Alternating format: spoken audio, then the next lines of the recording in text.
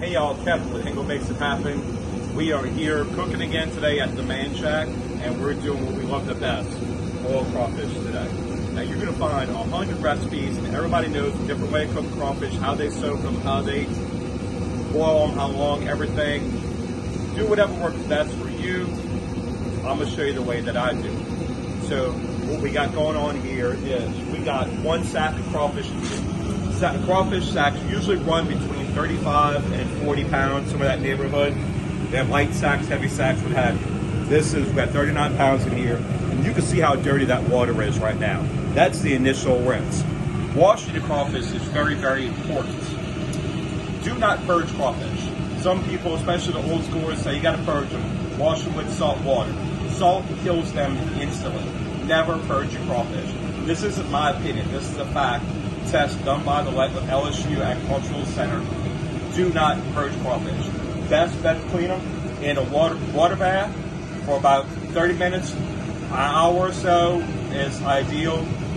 Long term, that water will kill them as well because it has chlorine in it. But if we're doing just a small amount for just a short period of time, it's going to work just fine. So that's how dirty it first starts.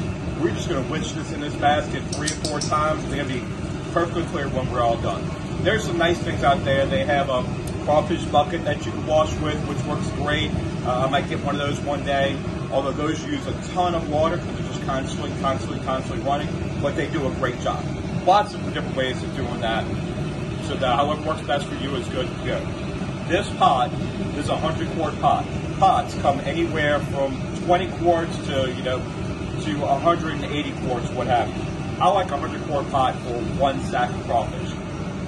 Use whatever size pot you have, whatever size you want, but the most important thing is that you have to get your seasoning balanced to the quantity of water. If you got a 120-quart pot, you fill it up 2/3 of the way and put the normal seasoning in, it's not going to be spicy enough. It's going to be diluted. So you got to learn that.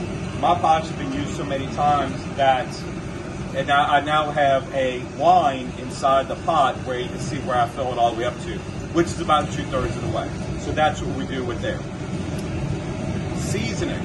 Everybody has their own opinion, their own favorites, whatever season they want. The season that we use here is from a place in Mamou, Louisiana, B&L Seafood. We get it from my boy Cajun Mike. He brings it in at by 100 pounds at a time. 100 pounds, yes, it's a lot of seasoning, but it's a really, really good season, very, very little salt. When we do a sack of crawfish, we put 4.5 pounds, and you can look at that seasoning. Nice and red, very, very, very little salt, which is why I like this seasoning so much. So we're gonna put that whole 4.5 pounds in there, and these will be some damn good crawfish with that seasoning. What else we got going in?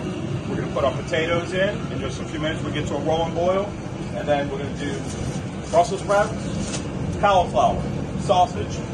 Wife likes the little beanie weenies, so we're gonna use these. She prefers them. I like them too. They're easy instead of cutting and all that kind of stuff. They're very good to use. Everybody can pick them out. Put whatever you want in. Mushrooms, and then of course we'll finish it off with frozen corn and lemons. I'm getting to that a little bit later on. But right now we're gonna wait for this to start boiling. As soon as it starts boiling, put our potatoes in. Potatoes gotta cook for 8 minutes on the dot. No longer, no shorter, 8 minutes. So we're gonna wait for this to start boiling. I'm gonna start washing my crawfish some more and have another beer. Cheers, y'all. All right, our 8 minutes are up, so our potatoes are ready to go. They're gonna stay in there, but they're ready to go. I did put my lemons in already. I don't add a lot of extra thing.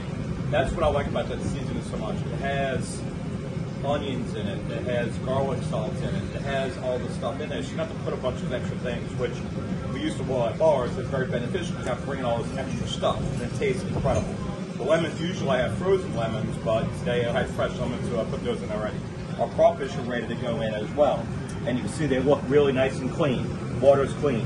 This is a good time where you pick out the dead ones. The dead ones usually float to the top. And this is one of the few delicatessens that you say don't eat the dead ones.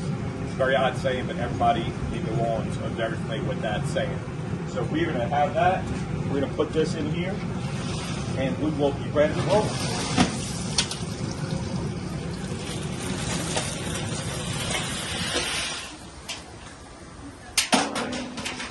We're gonna turn that up, crank up the heat real high, right up to the boil. See y'all in a little bit. Give y'all a quick look, see what we got going on here. crawfish are in. I put the Brussels sprouts in because those take a while to cook, so we need to get those in there early. Mushrooms can go either way, just depends how you like them cooked. These, we're going to cook a little bit longer, so I'm putting them in now before we start really getting to a boil. You can see the steam is supposed to start to come off, and we're getting where we need to be. So we're going to let this go until we get a nice rolling boil. All right, so now we're at a rolling boil. I already got in our Brussels sprouts and our mushrooms, so they cook down really good. Rolling boil is when it's bubbling everywhere, not just a little bit in the middle. Once it's bubbling everywhere, that's a rolling boil. So we're going to shut this off right now, and we're going to cool it down. The number one mistake everybody makes is they overcook their crawfish. Hit the rolling boil, shut it down, turn it off. Some people want to do 2 minutes, 3 minutes, you overcook them. So we shut that fire off, and then we're going to cool down the water. I keep the corn in the freezer until it's ready to cool it down. That way the corn will cool all the water down really good. And then we also keep jugs of frozen water. The ice will help it to cool down from the inside. So we're going to put those guys way down in there. So that's going to cool it off from the inside. Then at the same time, we're going to cool it off from the outside. I put my heat shield up because it was getting a little windy, and that wind messed up the fire, so that's why we have heat shield. So we're just going to cool it down with the hose and get that pot a little cooler. Want that temperature drop as fast as we can, so it'll sit there and soak. There's other devices on the market, oil rings, things like that, that'll cool it down, but I find this works really good. If it ain't broke, don't fix it. So we're going to cool it down and let it sit here. It's going to soak for 30 minutes on the money. If the water's cool enough, you can soak it as long as you want. 45 minutes, 50 minutes, it doesn't matter, as long as the water's cool. But if it's too hot, it's going to keep cooking and we end up with mushy, mushy, mushy crawfish. So we're going to cool these down, let it soak 30 minutes. We'll take them out in a little while. See y'all in a bit. All right, I did forget one thing. I'm sorry. My wonderful, my better half, my wife, she reminded me. What about the cauliflower? Forgot about the cauliflower. So here's the cauliflower. Cauliflower doesn't really need to cook a whole lot. So now that we got our boil cooled down, we're just going to take that cauliflower, we're just going to stick it right down in the middle. And the heat that is still in that water is we've plenty enough to cook that cauliflower. If you overcook it, it's going to fall apart. All you have is cauliflower mush. So we're going to put it in there like that and let it be. And you can just see how nice those are all looking. It's going to be some beautiful stuff and absolutely delicious. All right, so our crawfish have been soaking for 30, almost 40 minutes, honestly. And you can see one of the differences now already. All the crawfish have sunk down in the water. That means that those heads are nice and full of this incredible juice that these guys are in. So these are ready. They're nice and hot. It's going to be absolutely delicious. So this is one of my cool inventions that everybody likes. You've known me, I do some crazy shit just because I do crazy shit. My neighbor helped me do this out. We put this on here. So we got this I-beam coming out of the side of the garage, which is electric winch on here. So instead of me having to physically pick it up or get somebody to help me physically pick it up, we'll bring the winch down and hold it up and let it.